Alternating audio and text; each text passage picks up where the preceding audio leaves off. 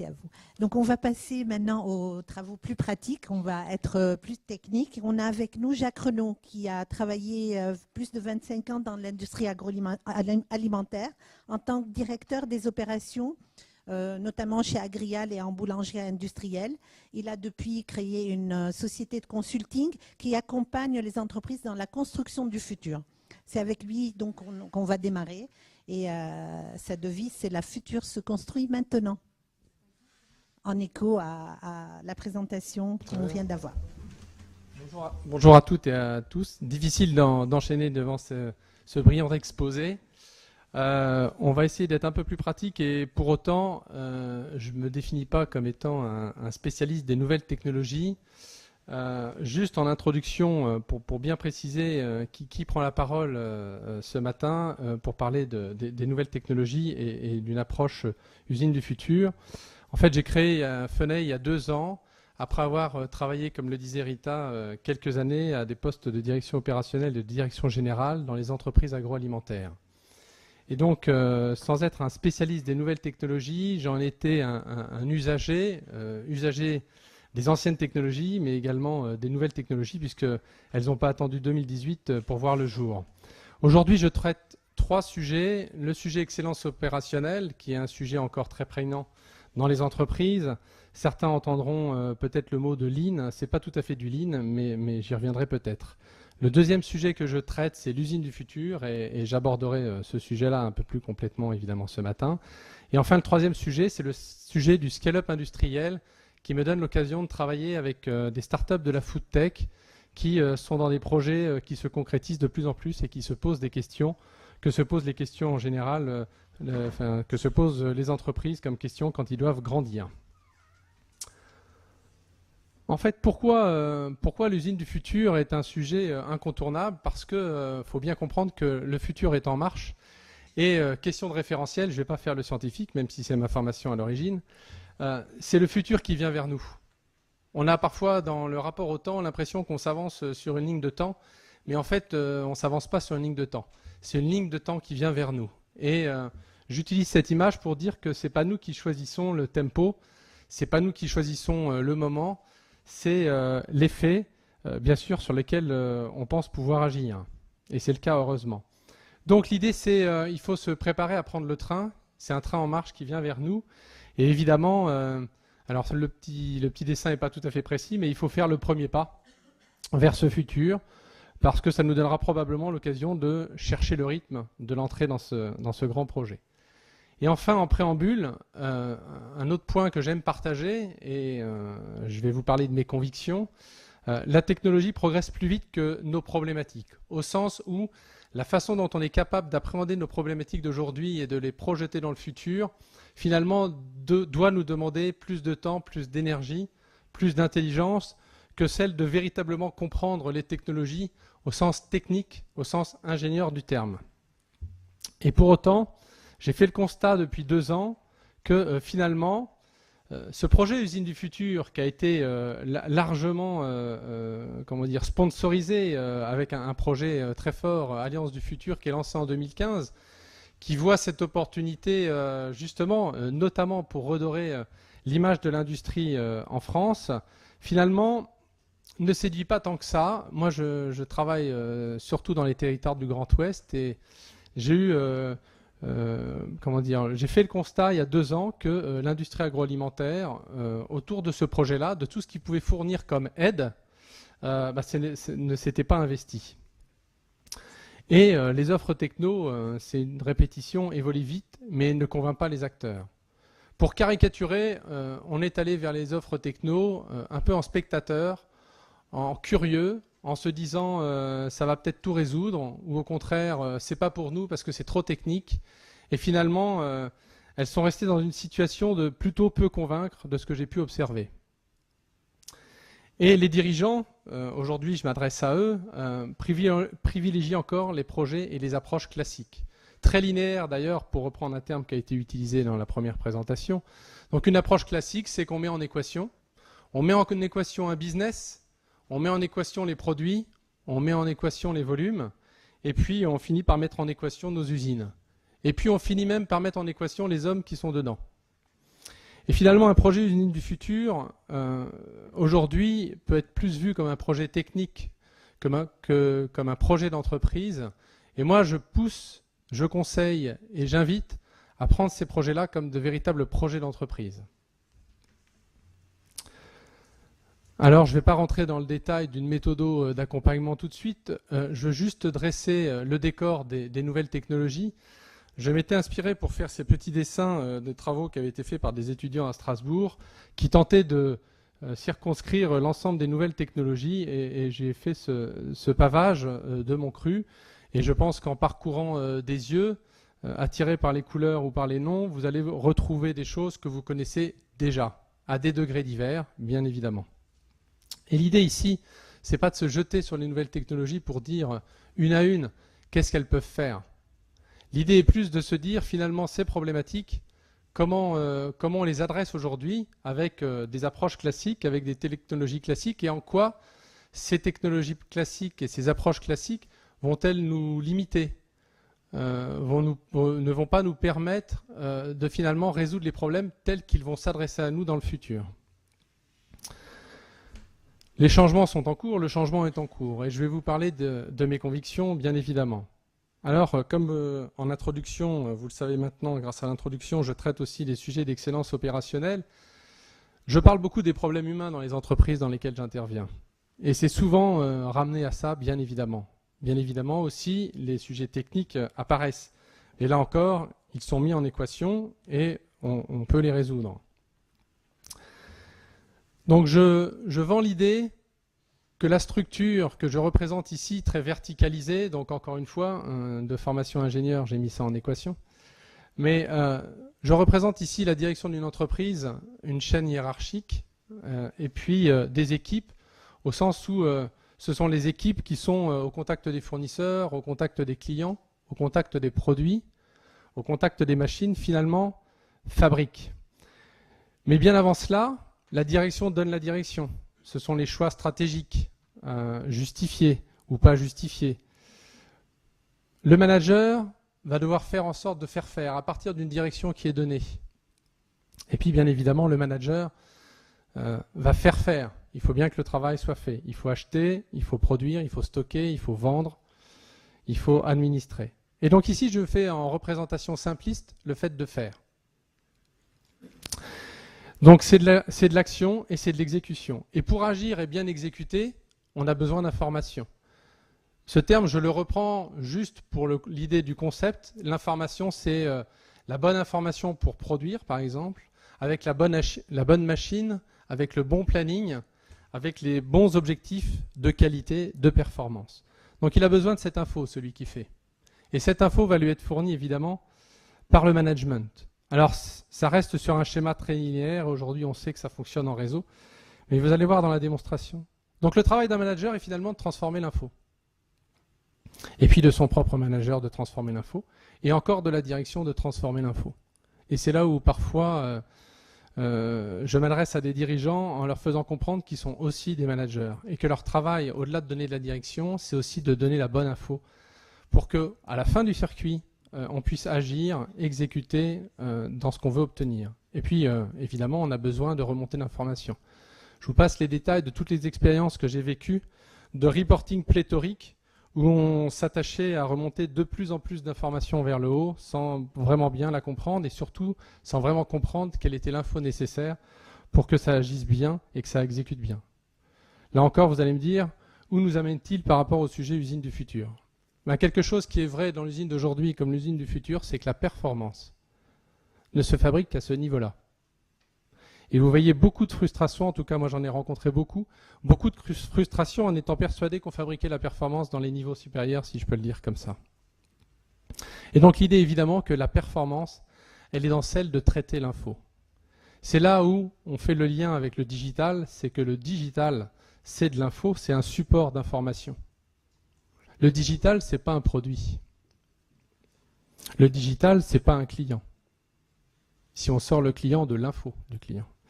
Et donc, la performance, elle est aujourd'hui dans les usines avec les technologies classiques pour ces niveaux-là de responsabilité, de choix, de décision. Elle est juste cantonnée à l'info. On y reviendra. Ensuite, sur cette information, la donne a changé. On a évoqué la notion de plan et de planning, qui est bien vrai dans nos usines. On a un plan industriel, on a des plannings d'ordonnancement, on a des plannings de fabrication, on a des plans industriels et commerciaux. Tout ça, c'est la notion de plan, qui est évidemment bien nécessaire. Avant, le plan et le planning dictaient tout. Il fallait agir sur le planning, exécuter sur le planning. Là, ce qu'on demande aujourd'hui, c'est d'être réactif. Avant, c'était la logique de volume et de qualité. On a évoqué la grande distribution. Aujourd'hui, c'est elle qui, par ses circuits, par son système de fonctionnement, permet au plus grand nombre de se nourrir et de se nourrir de plus en plus de choses qualitatives, quelle que soit la taille du porte-monnaie. Et j'aurais un avis un peu divers en disant que malgré tous les enjeux de l'agroalimentaire, bien sûr qu'il faut continuer à faire plaisir ceux qui peuvent se payer à manger en se faisant plaisir, mais il faudra aussi continuer à nourrir. Et je parle même que pour les pays occidentaux. Aujourd'hui, on est quand même moins dans la logique de volume et de qualité. Enfin, le rapport volume-qualité. On est dans la logique de réponse aux besoins, on est dans la logique d'agilité. Et là, je voudrais juste faire une parenthèse sur la spécificité de notre métier agroalimentaire par rapport aux produits manufacturés que nous faisons. En fait, le produit manufacturé alimentaire, il a ceci de spécial, très spécial, c'est que dans l'acte de consommation, il nous fait vivre une histoire qui est très particulière. Quand nous consommons un produit alimentaire, on sait qu'il nous transforme alors que nous le transformons. Et ça, cette prise de conscience-là, elle a fait réagir les consommateurs dans l'histoire qu'ils étaient en train de vivre. Et l'histoire qu'ils sont en train de vivre d'un produit manufacturé, c'est l'histoire de l'usine, c'est l'histoire du circuit de distribution, c'est l'histoire du champ. C'est la raison pour laquelle, par rapport à cet acte fort de consommation, qui est un acte de fort et très spécifique, ça nous a amené, nous, industrie agroalimentaire, à raconter nos histoires, à fabriquer nos histoires. Le premier qui l'a fait, l'histoire de l'usine agroalimentaire, c'est peut-être Claude Zidi dans un film en racontant l'histoire de Tricatel. Alors les plus jeunes ne connaissent pas forcément Tricatel, mais ceux de mon âge connaîtront Tricatel. C'est juste l'usine où on fabrique tout en plastique. Et ça a marqué les esprits. Moi, j'ai eu la chance de travailler pour une enseigne comme McDonald's, qui à l'époque où elle est entrée au salon de l'agriculture a demandé à ses fournisseurs principaux d'ouvrir ses usines. C'était panique à bord. Nous allons ouvrir une usine pour McDo. Ça a été un enrichissement pour l'ensemble de l'entreprise. Ça a été une expérience très forte pour le directeur que j'étais, mais également pour l'ensemble des ouvriers. Et ça a créé vraiment une dynamique. Ça a permis à McDonald's, en ouvrant ses usines, en ouvrant aussi les champs, pardon, puisqu'ils ont donné l'occasion d'aller visiter l'ensemble des filières, même si aujourd'hui c'est une enseigne qui a été citée et qui est encore citée de façon très critique, ils ont eu le culot de faire à rebours de tout ce qu'on leur disait de faire. Ok. Mais comme il y a une redondance avec la partie data Swati, je pense que je pourrais aller un peu plus vite sur le sujet. Aujourd'hui, je vais avancer effectivement, mais aujourd'hui plutôt une logique linéaire, mise en équation. Aujourd'hui, une logique complexe. Une logique donc déterministe, aujourd'hui une logique plus probabiliste. On avait des temps longs, même si ce terme-là n'a rien de précis. Aujourd'hui, on recherche de la rapidité. Avant, on était dans une logique de gestion. Il suffisait de bien gérer. Aujourd'hui, il ne s'agit pas de bien gérer quand on est dans l'agroalimentaire. Il s'agit de mieux gérer que les voisins, que les concurrents. Donc aujourd'hui, c'est l'information pour l'action et l'ère du digital nous offre l'opportunité de développer des outils adaptés à la performance recherchée. Au niveau du pilotage, pour mieux transformer l'info, et au niveau de l'exécution, pour mieux faire. Pour cela, il faudra apprendre aux outils à mieux faire sur les gestes des métiers de base en production, sur les gestes des métiers de support, j'utilise encore le terme de geste entre guillemets, la maintenance, la qualité, la R&D et la logistique. Et sur les gestes de ce que j'appelle les métiers de levier, sur les achats et sur les ventes. En clair, ces informations-là, ces savoir-faire-là, il faudra les apprendre à des outils. Alors je vais prendre une illustration et l'intelligence artificielle, dont le sujet sera évidemment et heureusement ce matin repris par des spécialistes. Mais l'idée, c'est de mieux faire en production. Savoir évaluer la qualité, savoir économiser les moyens, ici la matière première et le temps. On connaît tous les logiques de lean manufacturing. Et là, j'ai choisi dans le pavage des nouvelles technologies les objets connectés, le big data, l'intelligence artificielle et l'analyse prédictive qui va nous permettre probablement, et de façon même certaine, de mieux anticiper et de mieux gérer la complexité. Je vais aller vite, mais j'ai repris des schémas qui sont des schémas de travaux d'analyse. Ici, c'est fait en petit pour que vous ne voyez pas. Non, blague à part, c'est juste pour résumer par rapport au timing qui m'est donné. C'est un travail préparatoire qui, ici, si on regarde la partie gauche de la planche et la partie droite de la planche, à gauche, l'analyse SPC ou Statistical Process Control, l'analyse statistique de nos procédés, qui a vu le jour il y a quelques dizaines d'années dans nos usines et qui a permis d'améliorer la gestion de la qualité. La critique que l'on peut faire, que c'est plutôt monocritère et que c'est très chaîné, c'est-à-dire qu'il fallait décomposer le schéma de fabrication, identifier les points de qualité, sachant que dans la chaîne, tout le monde le sait, ce sont des systèmes divergents, ce sont des lentilles divergentes, donc la qualité en sortie, si vous ne faites pas de tri, elle va diverger par rapport à la qualité en entrée. L'idée de l'intelligence artificielle et de l'analyse prédictive, sans avoir une vision trop naïve en disant on met toutes les données en entrée, ça va bien nous digérer quelque chose et ça va nous faire quelque chose de très intelligent à la sortie. Mes partenaires et camarades de Data Swati m'ont appris très rapidement que le big data, c'était un big data, mais c'est un data maîtrisé quand même, on sait de quoi on parle, c'est pas un gros foutoir, et que l'intelligence artificielle, c'était, comme ça a été évoqué, juste la capacité à traiter la complexité du volume de l'information et de la nature de l'information. L'idée ici, dans ces schémas, c'est de dire on va rentrer de la donnée sur une chaîne sur laquelle on peut s'imaginer, grâce au principe du big data et de la capacité de traitement de la complexité, apporter beaucoup plus d'informations et dans leur logique de combinatoire. Ici, toujours pour reprendre des planches sur lesquelles on n'a pas le temps de s'étendre ce matin, l'idée ici, c'est à chaque étape d'identifier l'ensemble des données qui sont des données influentes sur la qualité des produits et de pouvoir analyser les impacts de données telles que la météo, la température, un certain nombre de caractéristiques physiques sur lesquelles on peut imaginer rentrer des systèmes de prévision notamment. Pour vous donner une petite idée, à l'instant T, si on identifiait quelques données sélectionnées entre les phases de transport, les phases de stockage, les phases de transformation, à l'instant T, 140 données sur une logique de lot, ça a fait des effets multiplicateurs juste immenses. Donc le travail à faire ici, bien évidemment, c'est de savoir qu'est-ce qu'on veut faire. Bien évidemment, on veut améliorer la qualité, bien évidemment, on veut améliorer la notion de perte et de rendement matière, on veut améliorer le rendement des machines. Comment tout ça va pouvoir s'opérer? L'idée, c'est de passer par l'homme. Je ne développe pas aujourd'hui, mais il ne faut pas se poser la question de mettre en place l'intelligence artificielle dans les usines. Il faut juste se poser la question de transformer nos conducteurs de ligne classiques aujourd'hui en conducteurs augmentés. Et pour finir sur ce point, ce que va nous permettre les nouvelles technologies, c'est juste de ramener l'ancien conducteur de ligne qui était parti à la retraite il y a 10 ans, qui avait toute l'histoire de l'usine, toute l'histoire de l'atelier, et quand lui était dérangé et qu'il se mettait autour d'un problème, il le trouvait rapidement, parce qu'il avait, avec son cerveau humain et son intelligence naturelle, la capacité à traiter la complexité qui faisait face à l'équipe qui, elle, n'avait ni la mémoire, ni l'expérience de cette complexité, donc était incapable par des raisonnements logiques linéaires de trouver le problème dans le temps qu'était capable de faire l'homme expérimenté. Donc l'idée d'un conducteur augmenté, c'est juste de laisser à tout instant cette capacité, cette mémoire dans nos usines pour que nos hommes, nos équipes dans les usines puissent traiter la complexité de façon augmentée. La deuxième illustration sont les cobots, sur lesquels on aura le temps de revenir en fin de journée.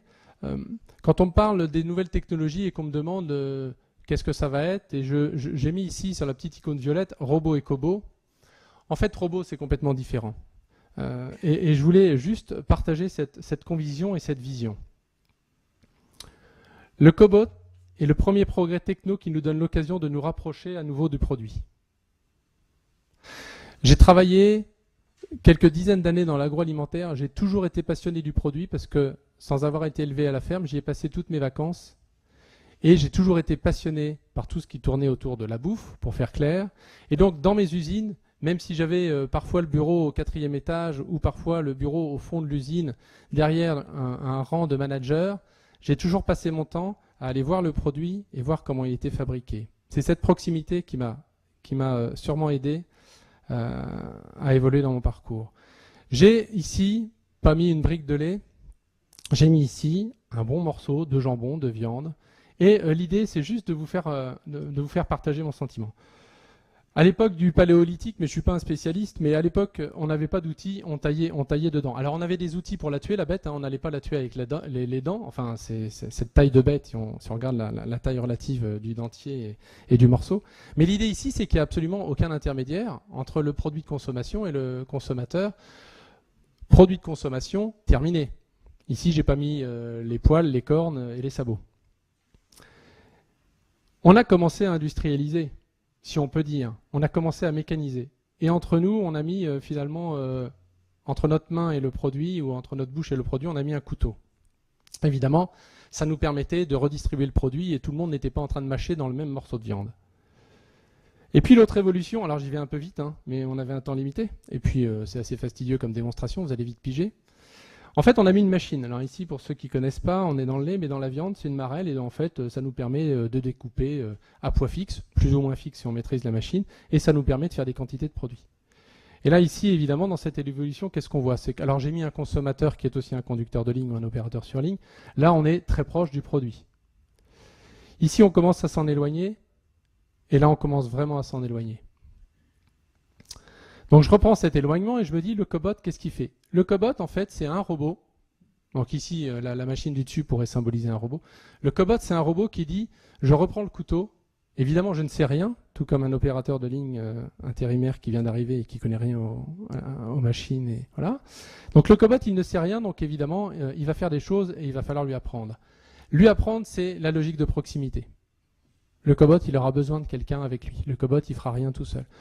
Donc le robot qui nous a éloignés des machines et du produit, hein, on le voit, on en a même mis en cage des robots dans les usines pour des questions bien justifiées de sécurité.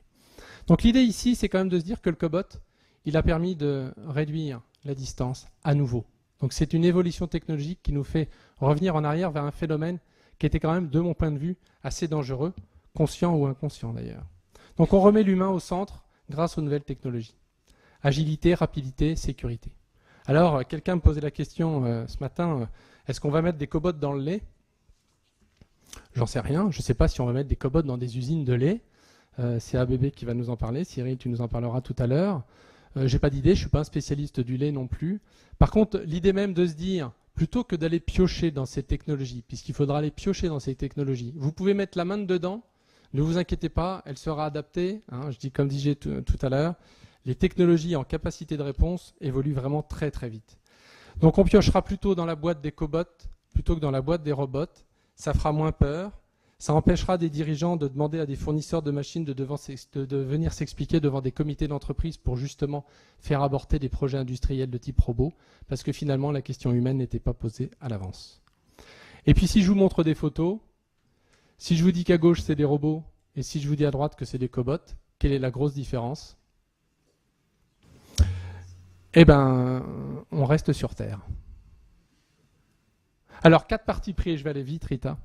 Le premier parti pris, qui rejoint, je pense, quelques idées qui ont voulu être partagées par Pascal ce matin, c'est qu'on va partir des vraies problématiques. Alors, pas celles d'hier, hein, celles qu'il va falloir projeter demain, de la stratégie aux remontées de terrain, en se donnant une vision verticale.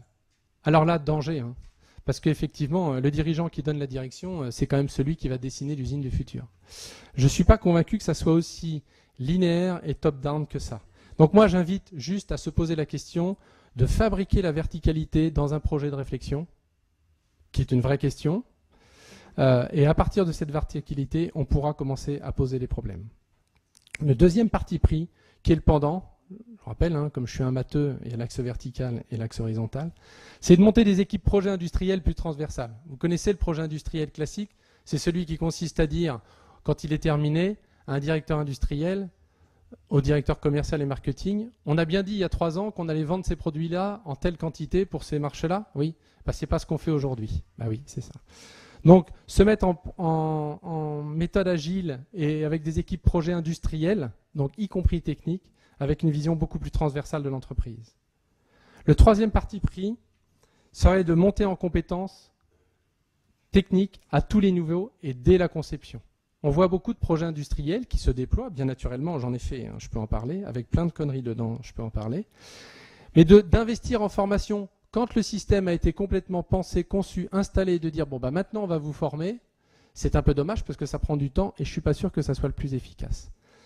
Dans une ambition usine du futur, moi je propose quand même d'aller envoyer en formation. Alors certes, il faudra peut-être investir 100 heures de formation pour 10 heures efficaces. C'est peut-être aussi le cas quand on envoie des gens se former sur Excel à l'extérieur de l'entreprise. Mais former à l'avance permettra de monter en compétences, donc de pouvoir injecter de la connaissance qui aujourd'hui n'est pas forcément complète dans l'entreprise, et surtout à tous les niveaux. Et enfin, je reprends le pavage, prendre le parti pris technologique sans retenue. Se dire que finalement ça va tout régler est un piège, se dire que c'est pas pour nous parce que c'est trop techno est aussi un piège. Donc le parti pris, c'est juste de dire on a un problème, on va le résoudre comme ça, et finalement que nous proposent les offres nouvelles technologies pour résoudre ce problème. Donc l'approche design usine est clé, c'est qu'on est véritablement, on part de gauche, on s'inspire à droite pour un usage qu'on a identifié en projetant. Je vous passe les détails méthodologiques. Merci de votre attention.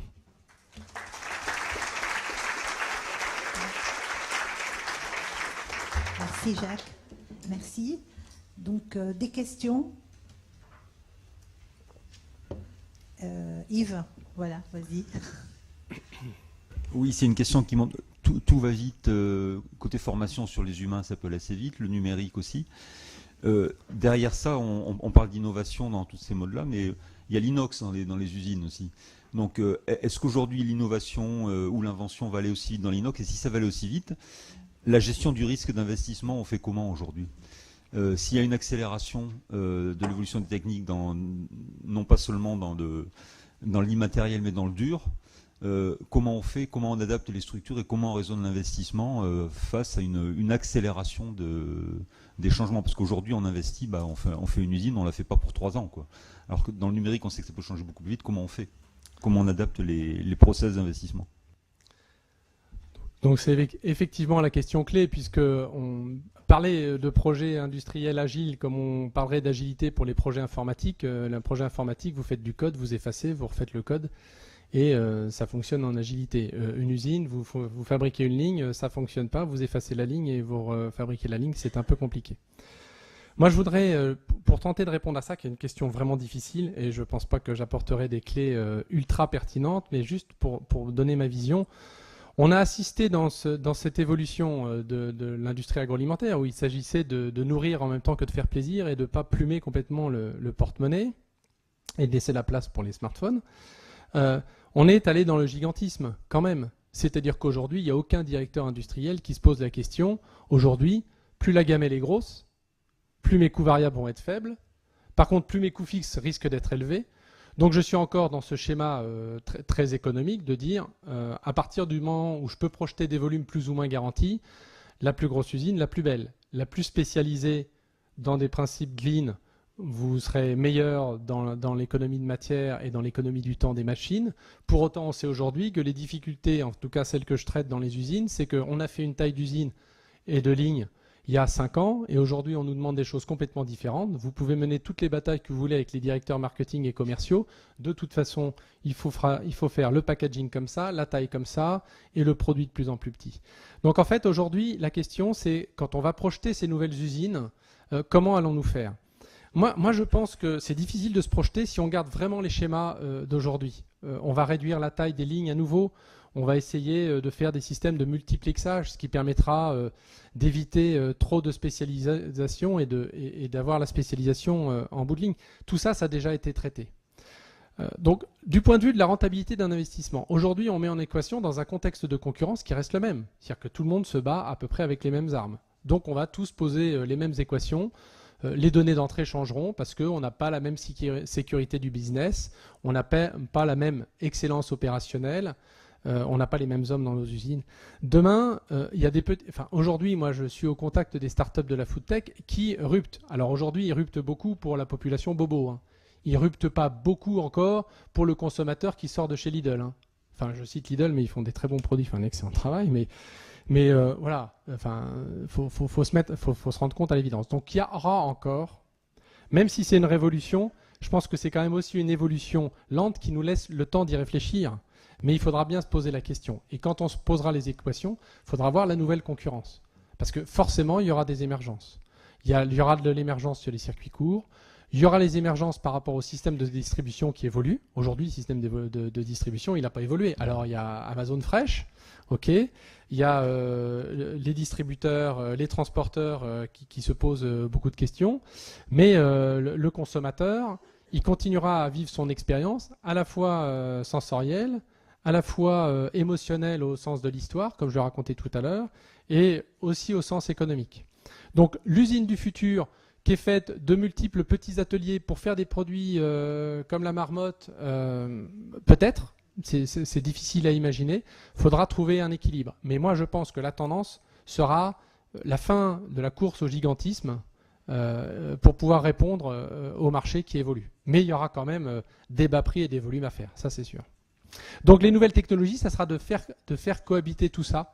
Quand on voit les niveaux d'excellence opérationnelle dans les ETI, je travaille principalement pour les ETI, et c'est probablement le cas dans les grands groupes, les difficultés sont sur l'humain, sont sur le traitement d'informations. Retenez le schéma que j'ai présenté en premier, la force de l'entreprise va être dans le traitement de l'information. Après, plus petit, grâce aux cobots, évidemment de façon limitée, grâce aux robots, je pense qu'on va pouvoir faire des choses avec des tailles plus petites en réduisant nos coûts de production.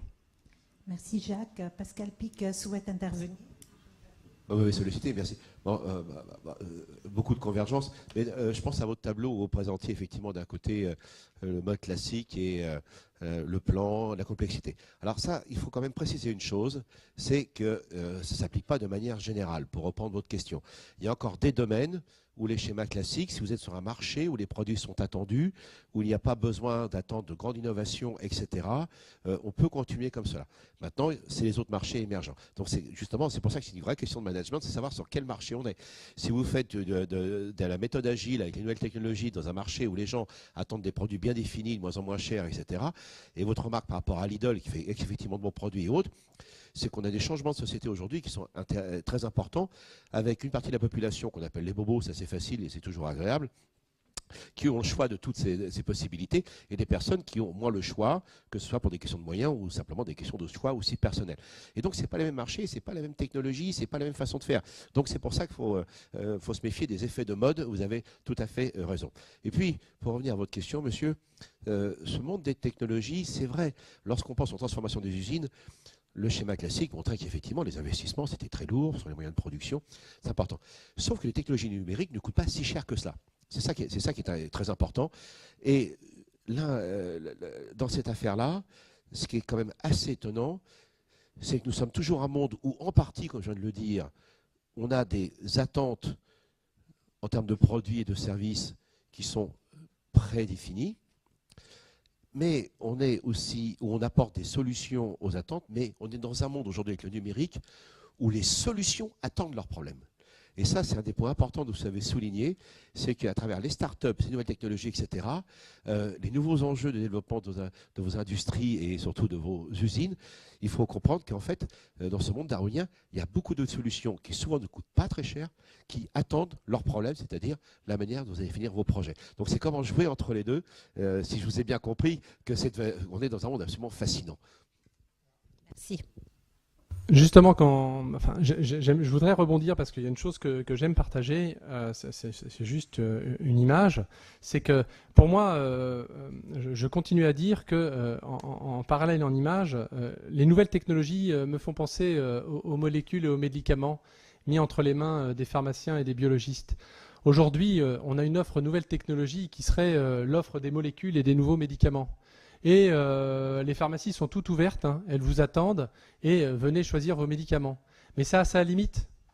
Je pense quand même qu'il y a un travail à faire d'analyse, de choix, de priorisation. et que le médicament ne fait pas le traitement. C'est le médecin qui fait le traitement. Évidemment, le médecin va utiliser une pharmacopée, mais le médecin va apporter son savoir-faire sur l'analyse, sur la priorisation. Après, il fera appel au pharmacien, il fera appel au biologiste pour aller chercher la bonne molécule, et il viendra compléter. Le traitement médicamenteux par d'autres types de traitements. Donc, pour faire le parallèle, évidemment, je me mets à la place des pharmaciens, je me mets à la place des offreurs de nouvelles technologies. On attend le patient. Moi, je dis que le patient, il passe devant la pharmacie, il n'a pas de traitement, il ne présentera pas son ordonnance pour aller chercher les médicaments. Et c'est bien dommage, parce qu'il y a quand même, je pense, quelques médicaments qui feraient bien du bien. On va découvrir tout ça toute la journée. Voilà. Donc, merci Jacques pour ce partage pragmatique, bâti sur votre expérience finalement dans notre domaine, dans notre monde industriel. Moi, ce que je retiens, et je suis assez d'accord avec vous, c'est que le numérique, finalement, c'est un projet d'entreprise.